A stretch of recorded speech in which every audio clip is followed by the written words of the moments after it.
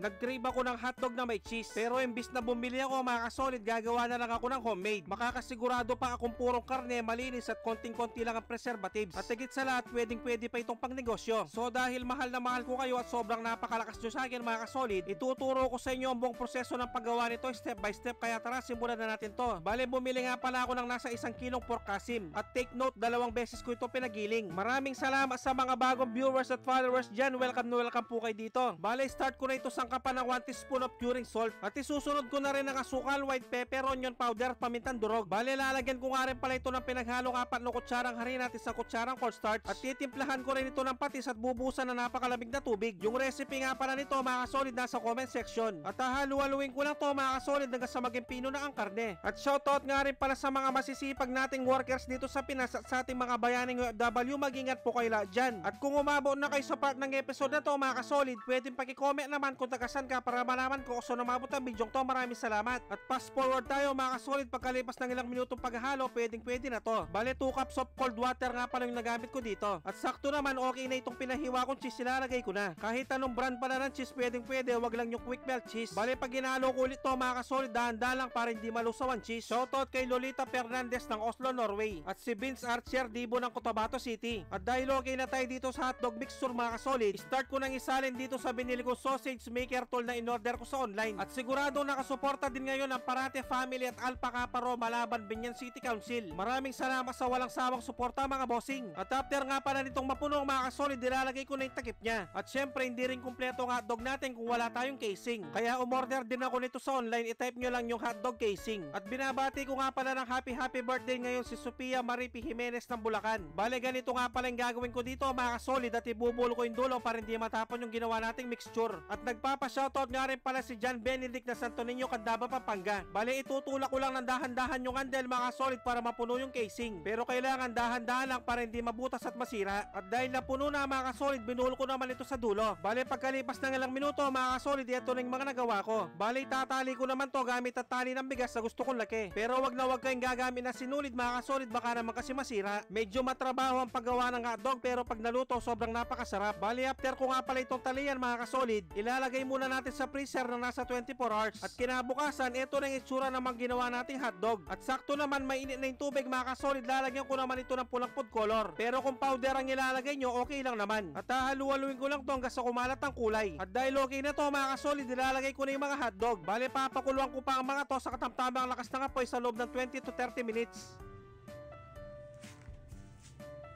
At yan, pagkalipas ng nasa kalahating oras sa pagpapakulo, pwedeng-pwede na to. Bale, isi-set aside ko lang muna ang mga hotdog para palamigin. At siguradong nakasuporta din ngayon si Tony Bayan ng Bamban Tarlac at si Marvin Manansala ng United Kingdom. Maraming salamat po. Bale, after ko silang mapalamig mga kasolid, ito ng itsura nila. Bale, ginupit ko lang yung mga dugtungan. At start na nating balatan ang ginawa nating mga hotdog. At tignan nyo naman ang itsura mga kasolid, Xerox na Xerox. Dahil first time kong gumawa nito mga kasolid, sobrang excited ako. At sakto naman, mainit na yung mantika, start na tayo magprito. At siguradong nakasuporta din ngayon si Yar Siaro ng Cabuyao, Laguna at si Loma Noemi ng Binangonan, Rizal. At dahil luto na ang aking napakasarap at napakasolid na homemade cheese dog, magpiplating na tayo. At pag-rate naman 1 to 10 ang recipe natin ngayon mga kasolid, maraming salamat. At syempre, dito na tayo sa pinaka-exciting part, ang tikiman time, yun no? Kain po tayo mga kasolid. Sus Mariosep, kanyama na po. Grabe mga kasolid, napakasarap at napakalambot. At the same time, napaka-juicy na rin. At medyo may mintis nga lang pala ako dito mga kasolid, medyo matabang siya ng konti. Kaya kung kayo ang gagawa nito mga kasolid, tikman nyo muna bago nyo ilagay sa casing. At bibigyan ko na kayo ng pangmalakasang perfect bite para dito. Mga tampo.